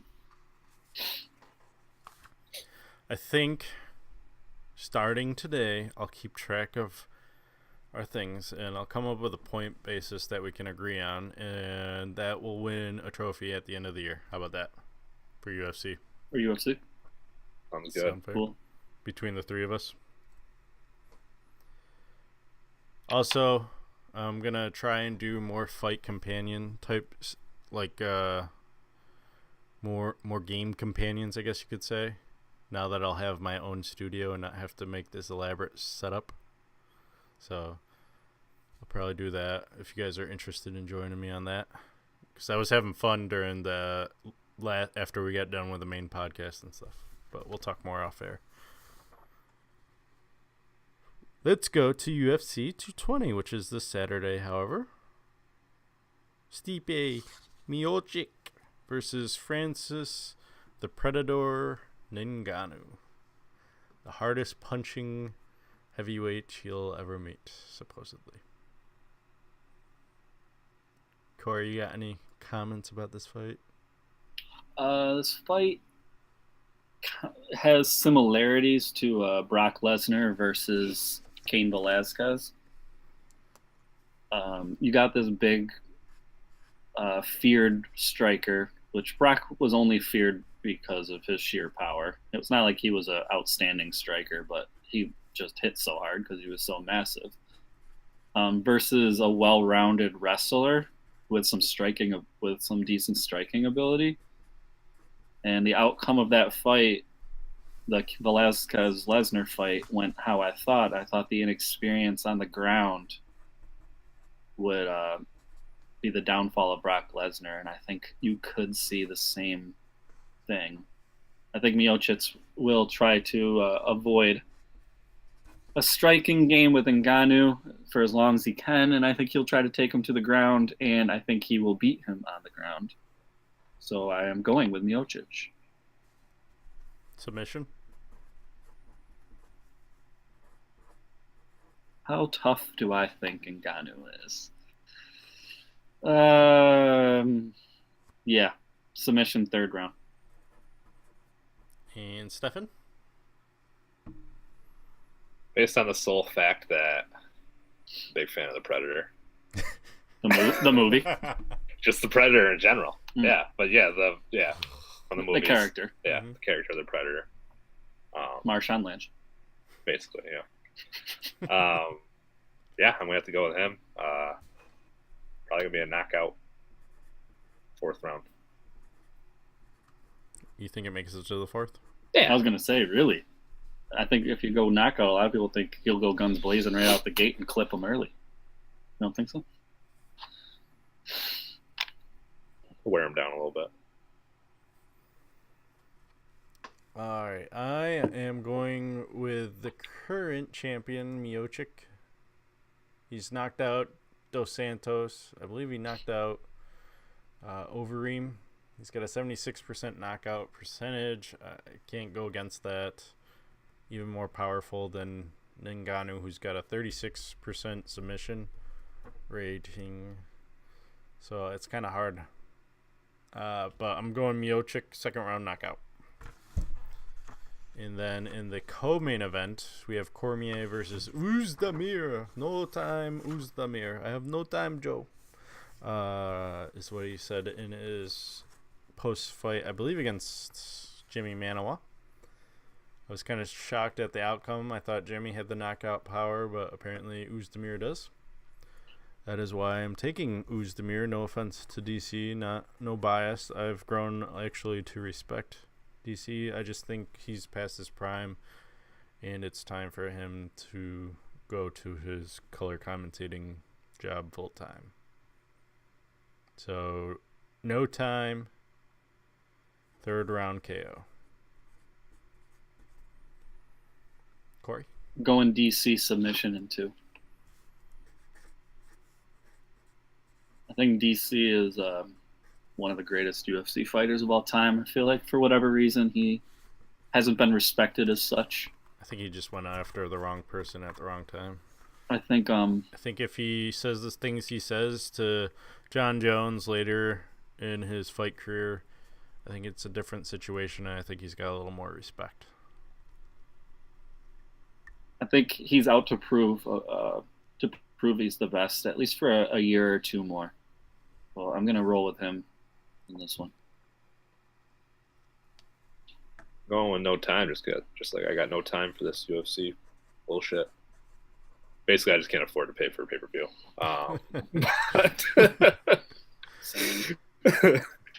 Hashtag MMA streams Reddit. Google hashtag it. free UFC. Yeah. Hashtag we're starting our own GoFundMe so we can watch. GoFundMe. It's called Patreon. So we get continuous funding month after month. Yeah. If you donate $1, we'll send you a We Might Know Sports wristband. If you donate $5, we'll send you something else. A gold thumb. Gold thumb. If you donate $20, we'll send you a hat. Whoa, I don't even have a hat. Can I get a hat? I've given more than $20. Stefan, so you're picking Oezdemir. What round? Oezdemir, knockout round 3. Looking at the other cards coming up, there's going to be a lot of good fights, so we're definitely going to ramp back into UFC coverage with football winding down and more time for us as opposed to no time. Corey, your favorite time of the year, one of the first majors in tennis, has started last night for us. Today, technically, for the Aussies. Yep. I think it'll be exciting. I think the draws are kind of wide open. I spoke about it a little bit last episode. Felt like last year. Djokovic is going to play. I had said last episode he was not, but he's going to try to fight through some injuries and see what happens. Andy Murray is, though, sitting out. He will not be there. Djokovic, due to not playing much of last season, his seeding dropped, which gave him kind of an easy draw. That'll be interesting. Also, Juan Martín del Potro is on fire right now. He just won a tournament heading into the Open. When he's physically healthy, a lot of people think he's the most talented player on the tour. So when he's like this, he's dangerous. That could be extremely interesting. And then, of course, you have Nadal and Federer, who are always good. And Stan Wawrinka, who has also won the Australian Open before. So I think all this could play in for an entertaining Australian Open. I believe I filled out a bracket, and I believe I did pick Roger to win. I'm biased. He's my favorite player. I'll flat out admit it. I'm not confident in that pick because of the reasons I said before. I think there's definitely 5 or 6 guys that could win. On the women's side, we have Serena, who's not playing. She said she's not physically fit. We have Maria Sharapova, who got in with a low seeding. She could make a run. Very easy setup for her. Very easy setup for Caroline Wozniacki, who could make some noise as the 2 seed. I went with Pliskova, who won the U.S. Open. I think she's riding a high. We also have Garbine Muguruza, who won 2 slams last year. The women's draw is always wide open. It could be anybody. So it's tough to pick. So I kind of just went with the hot hand. We know there's not many Americans. Are there any Americans left in the field right now? Have you heard? Like, I know Venus went down. Did she go opening round? I almost picked that too. Damn it. I got that wrong. Venus went down. Isner went down. Got that wrong. Sounds like you didn't pick very well. Obviously, my American bias came through. Normally, Americans have an advantage at Australian because, for those who don't know, we grow up on hard courts. So we tend to struggle on the grass and clay because we aren't familiarized with them. Australian Open is a hard court. To me, here you say that all these is playing in a little bit, actually. That all these Americans are going down. I find that interesting. That to me means that the court is playing slow. So it must be a little bit cold in Australia right now. When it heats up and the court plays at a fast pace. A little cold down under. Yeah. When the courts heat up and it starts to get fast, the Americans play well. We're used to the faster hard Damn courts. speedy Americans. So yeah, that's my take on it. Do you have any? I know you are a casual tennis fan. Do you? Yeah, I usually wait till it gets a little bit later, like quarterfinals. Out of the round of I believe you 128. mentioned Stan Wawrinka. Do you like him to win this tournament? Yeah, I think I mentioned that. I think outside of those, top 4? Yeah, because I mentioned I think that someone other than Murray, Djokovic, Nadal, Federer will win this year. Well, maybe this is the one. He does. You say that he plays well there. He does. He has one there, and he has one at the French. Let's go, Wawrinka. I think I get a gold thumb just for picking that. If that happens. Yeah. Whoa. Now Kevin's getting now he's getting stingy on the gold thumbs. Oh, okay. Before we're giving out for anything. Now You've already got 2. You don't need any more. All right. So let's go to our Premier picks. Big news out of the Premier League. Manchester City actually lost a game, and that was to Liverpool. I didn't update these standings, so I don't know what happened with Manchester United versus Swansea City. I can only imagine Manchester U won. And our picks were Tottenham versus Everton, and Corey actually got one right. He was the only one picking Tottenham. I'm kind of shit in the bed here at the end of the season. We've got plenty of action still to In go. the last So 5 Corey, games, I have more wins than you. Yeah. But I'm still like a good 3 or 4, I think, ahead of Kevin. And we're going with Leicester versus Watford. And Corey and I are taking Watford. So if history repeats itself, Corey and I are going to be on the winning team. And Leicester City 1-0 Stefan's pick. And then before we go, in interesting news, I put this at the end because I didn't know if you wanted to talk about it or not. No. No? Okay. And that is our show. I don't remember what it was. Oh, yeah. I don't even want to mention it. Intro, outro's playing. Oh, God. No. Army is challenging Las Vegas Golden Knights for the name and color scheme. The Las Vegas Golden Knights started playing NHL hockey this year, so it's kind of interesting that halfway through the season they're starting to challenge the name. It's kind of like, oh, they're doing good. Oh, they have our name. Look at this, because Las Vegas is actually doing pretty decent for their first year. So, found it interesting. Army is actually the Golden Knights. Yeah, named after a division of the Army. I think it's parachute shooters. So, fun fact. All right, that's the show. That's the show. Unless you guys got something else to add. I got nothing. Nada. I did listen back to our first episode, Stefan, and we said the same thing at the same time. I know we've grown from then, and I couldn't even tell you what we said, but it was I think that's the show or something like that. So, tomorrow's our 1-year anniversary officially, I guess, apparently. So I did find that out. So we're still not a year.